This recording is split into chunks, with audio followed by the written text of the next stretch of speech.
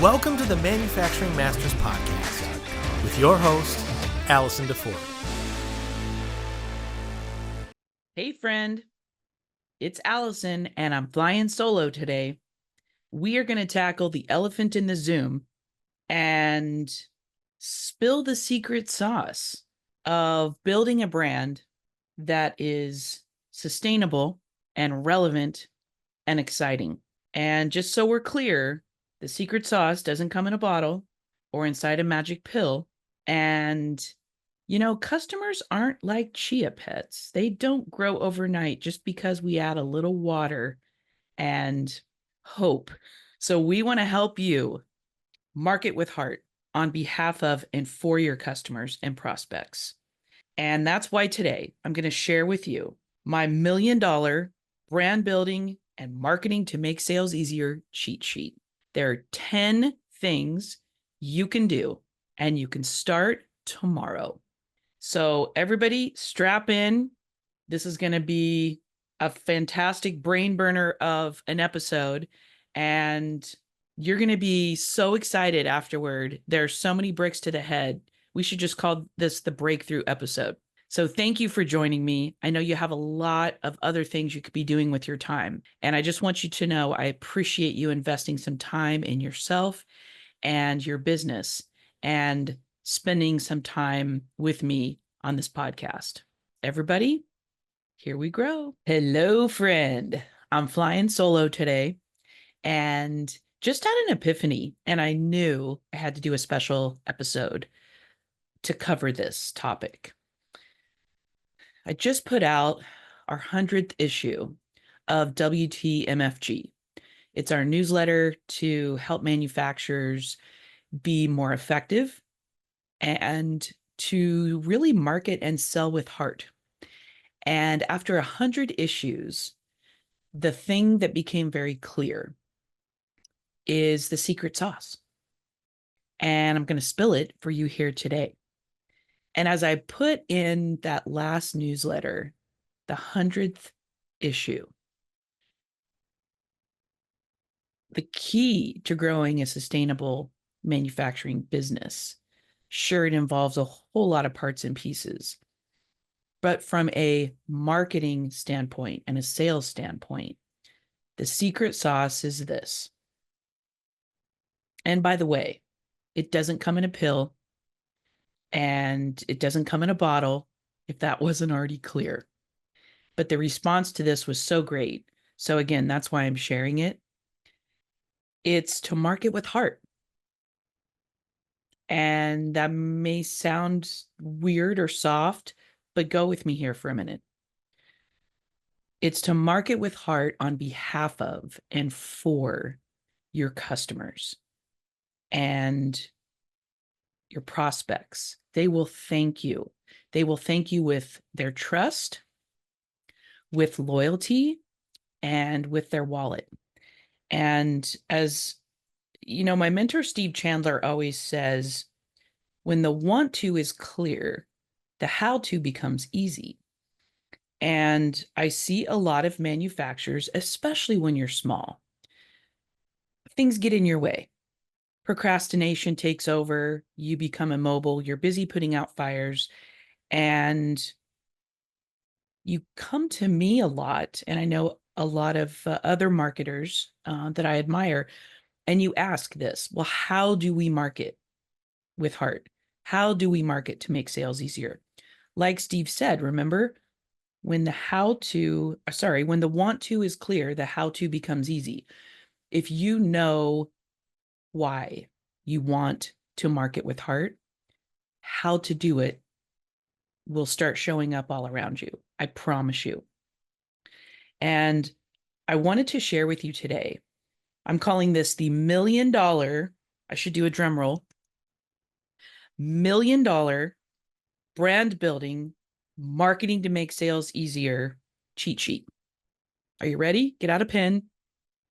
I'm going to give you 10 things you need to do. Now, if you are a small manufacturer, this cheat sheet is for you. And if there are some of these things on this cheat sheet that you can't do yourself, for Wonder Woman's sake, hire some help, hire a consultant, hire a small agency, but the help is out there and you don't have to go it alone. There's also plenty of how-to videos on the Manufacturing Masters platform for you. So I highly encourage you, if you're not already subscribed, get your booty on over and do that. It's good for not just you, but you and your whole team. One monthly subscription. So it's pretty incredible. So you have a lot of resources to back up these 10 things that I'm going to share with you. So I just wanted to put that out there ahead of time. Okay, you ready? So number one, I encourage you to ask your current customers, what's keeping them up at night, right? What's challenging them today?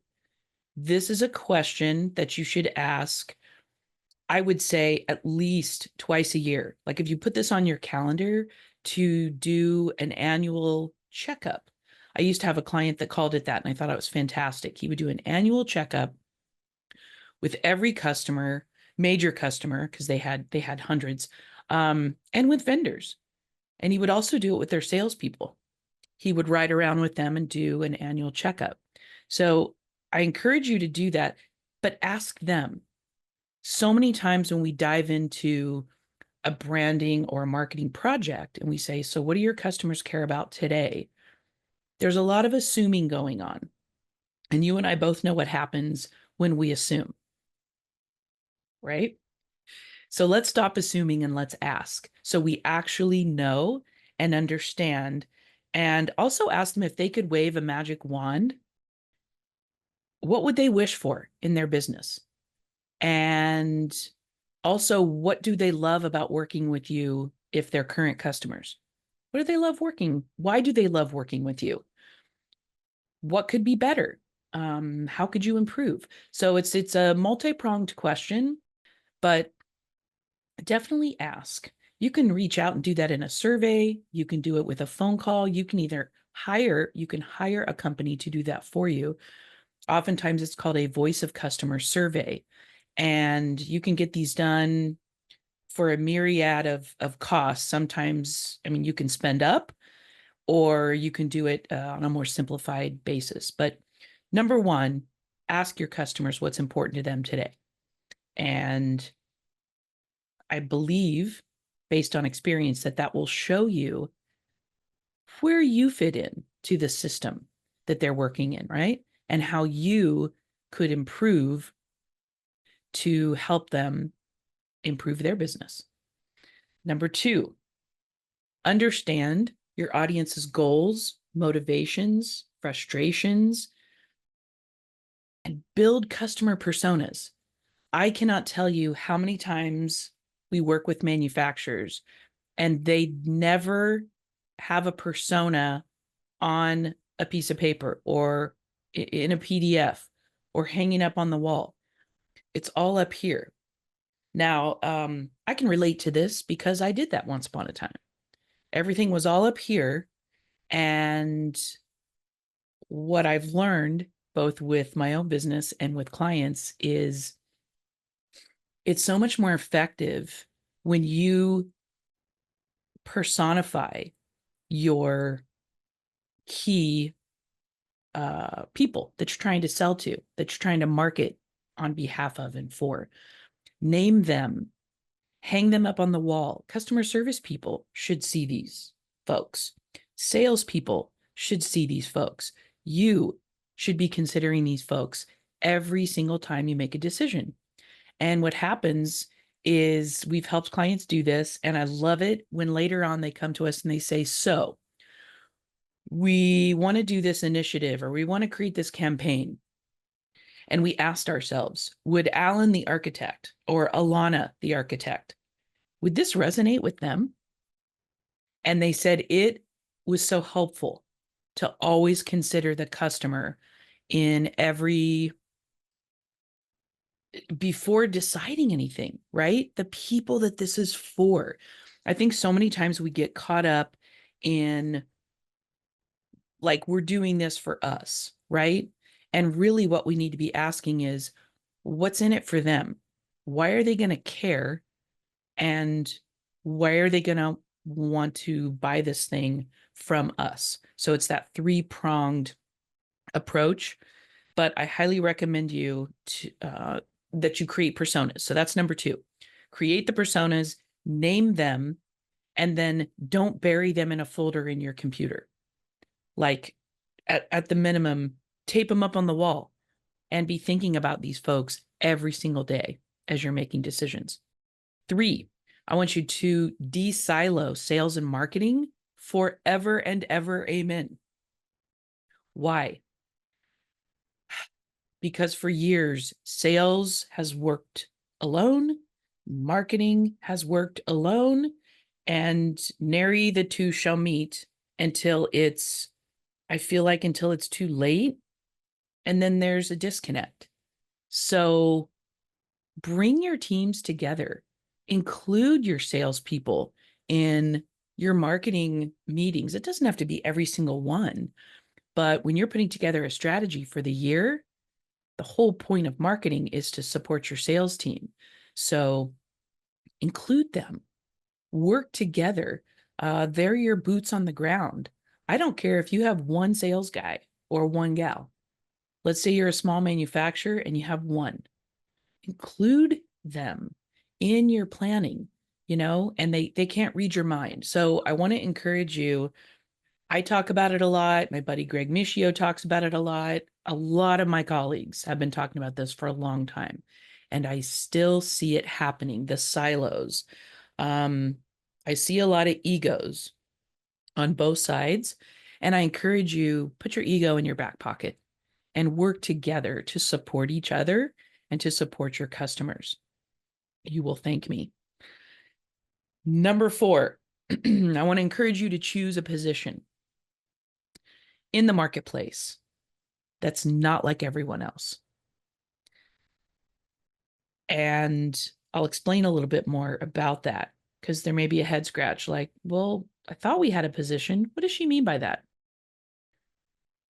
Define a unique position. I like to think about car companies, right? Because there are so many. If you think about some of the big players, how do they differentiate their brand? What position do they own in the mind of the customer? Mercedes, for example, owns luxury. Honda, I think they own reliability, and they are the helpful Honda people. They're helpful. They do things in their advertising and marketing that talk about that demonstrate it. If you want safety, you go with Volvo. If you want the ultimate driving machine, you choose BMW. You see where I'm going with this. Think about it in terms, if you struggle inside your own industry, think about another industry. I always bring in examples from other industries, and I think it's super helpful to help you choose a position. Do you make things easier than anyone else? It could be something simple that no one else is talking about, but definitely define the position that you want to own in the mind of the customer. And then make sure that everything you're saying and doing revolves around that. It makes marketing a whole lot easier, trust me, because you're not trying to be everything to everyone, right? You're trying to be something very specific to a very specific someone, a very specific audience.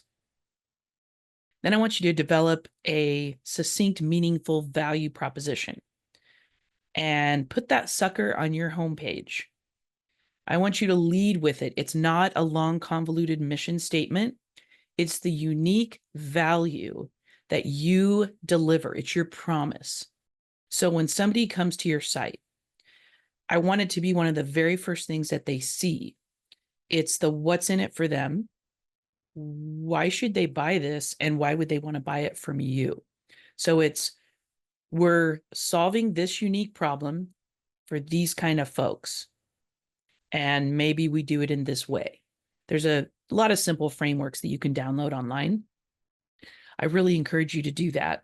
Again, So many manufacturers that we start working with are completely missing a unique value proposition.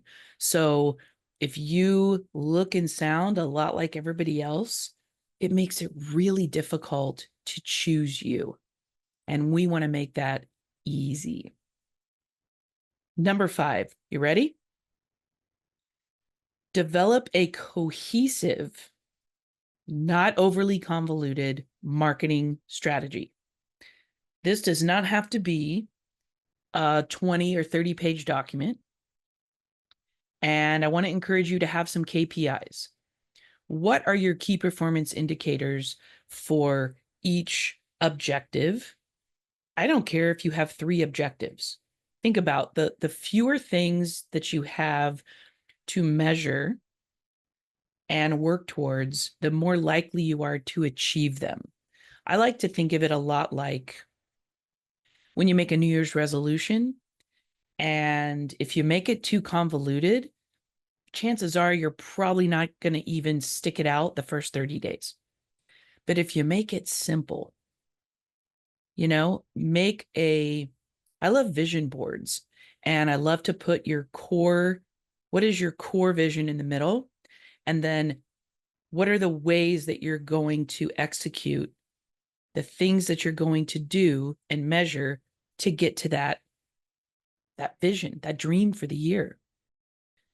This is a very powerful way to approach your marketing strategy. And your marketing strategy, I want you to consider being very adaptable. This is not set in stone. It's not something that you've got to write out or die on that hill all the way till the end of the year. I used to feel that way. I thought, well, we created this plan and we've got to see it through. Things are changing at the speed of culture and the speed of technology. And I feel like if we're not adaptable, we're really missing out. Number 6, this ties in with, so we have the marketing strategy. Where do we market? Where should we be? And I encourage manufacturers to be where your audience is. You don't have to be everywhere. You don't have to be on every social platform, but be where they are. Think about the touch points. We have periodic table of customer touch points that we developed at Felt Marketing. You're welcome to email me and ask for that anytime. We've got it on LinkedIn. You'll find it on the web. But it's a great tool to help you see what all the different customer touch points are, because I think sometimes we forget. We think there's maybe a handful or two. There are a whole bunch, and we organize them by category. So print, online, identity, strategy, social, mobile, location, conference. This is a way for you to kind of identify where you're already showing up and active, what touch points are optimized, which ones are working well. You're already in these places and you've got it dialed in. And then which ones are dormant? Where are you not showing up that you could be? It's a really helpful way.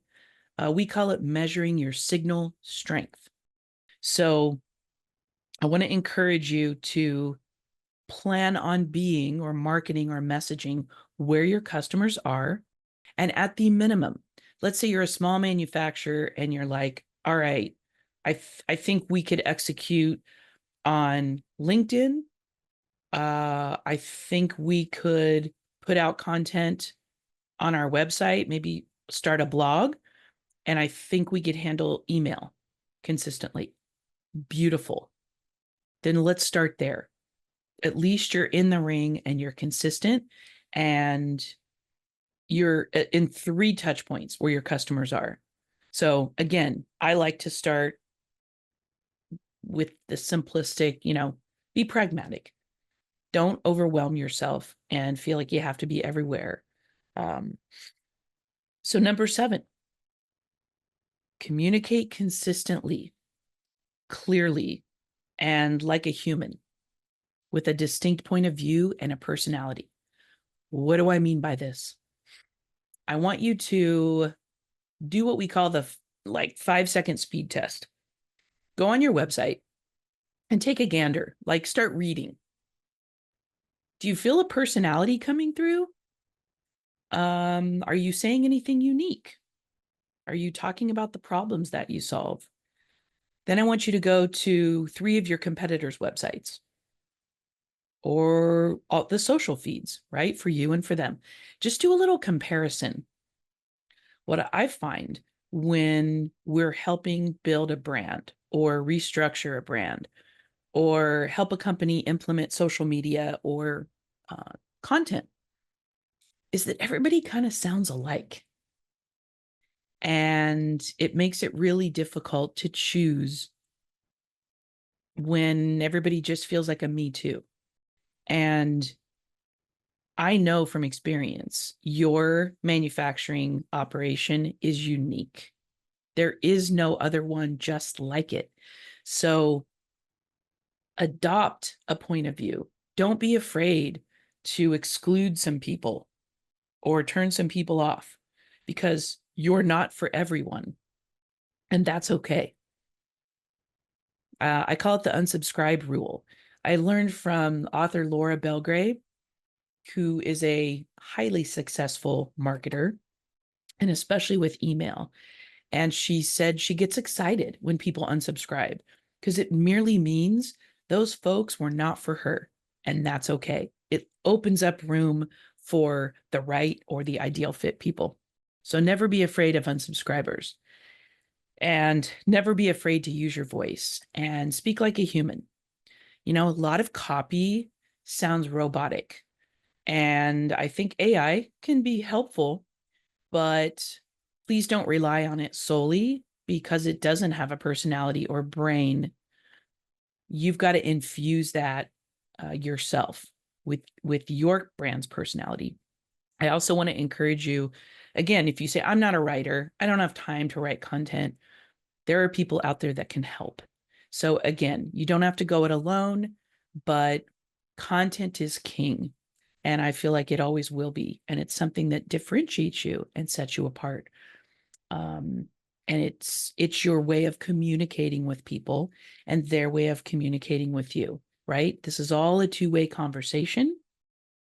So let's see. Number 8, measure regularly. I want to encourage you to don't just set it and forget it and or only pay attention to, wow, we got this many website visitors and then the next month it kind of, or the same with social media. This is a long game. This is a forever relationship building strategy. So don't get dismayed if one month your social media analytics are just, they skyrocketed. And then the next month, maybe they were mediocre. Month to month, things are going to change. So try not to freak out, or if you're the one analyzing and you think, wow, well, clearly, these people we hired, this isn't working. Give it a little time. And this is also something that you're not going to see massive results in 3 months.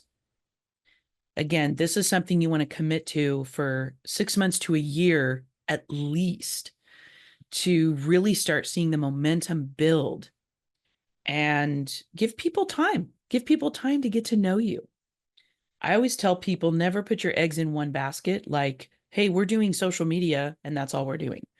You always want to assume, because of algorithms and whatnot, that nobody is seeing your posts. Your feed is not coming to the top. Just assume. So where else are they able to connect with you and consume information? That's why your email newsletter is so important, that consistent email communication, and also evergreen content, writing blog posts. And again, if you don't have time, hire somebody to help you.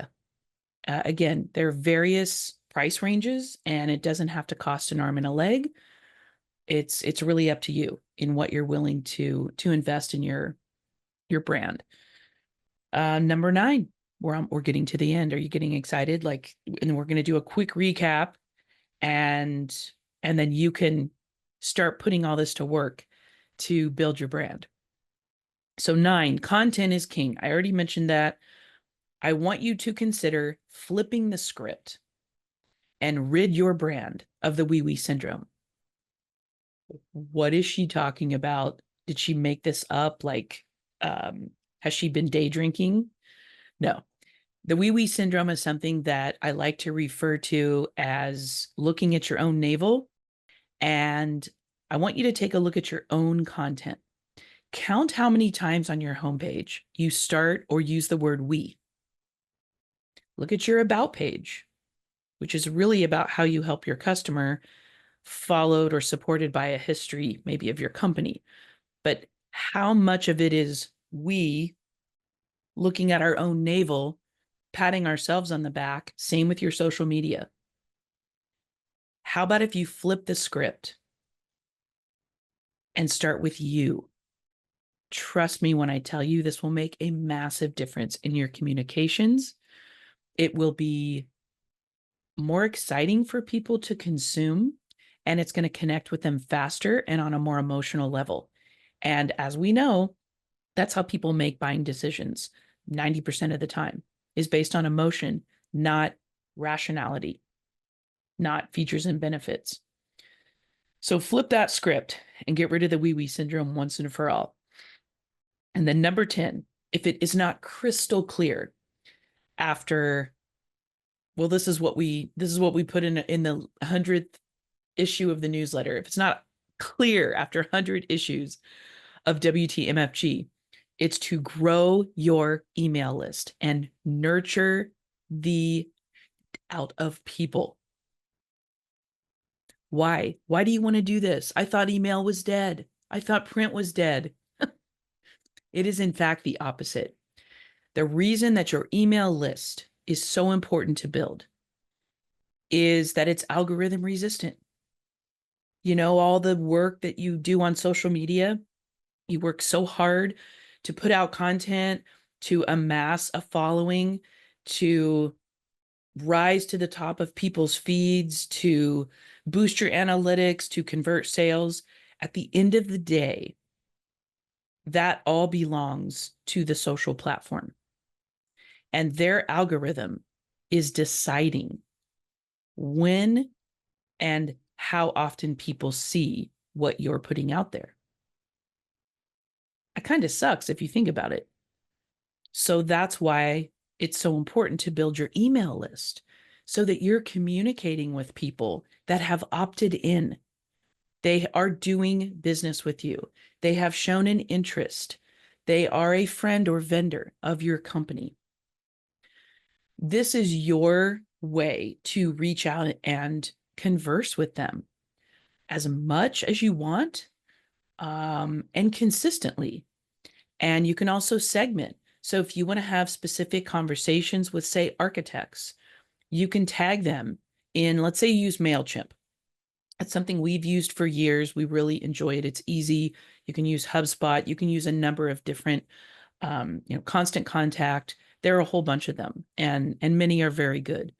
You can tag people with certain, in a certain way. So if you want to just talk to your architects, you can send them all an email with the click of a button. Same with engineers, same with plant operations managers, whoever your audience is, procurement people. And you can get specific and talk about things that they care about, because most of your audiences all care about something different. And people like to feel like you're speaking just to them. So if you don't already, add an opt-in on your homepage or at the footer, so it shows up on every page of your website, so that people can opt in to stay connected with you, to become an insider, to be part of a special group, and to get insight and information that you're not sharing anyplace else. You're sharing it with them first. Give them a reason to want to stay connected with you. And I want to wrap this up. So we've got our top 10 cheat sheet for your $1 million brand building, marketing to make sales easier strategy. I feel like the takeaway is this. I want to challenge you to commit right now. We're all going to make this commitment together.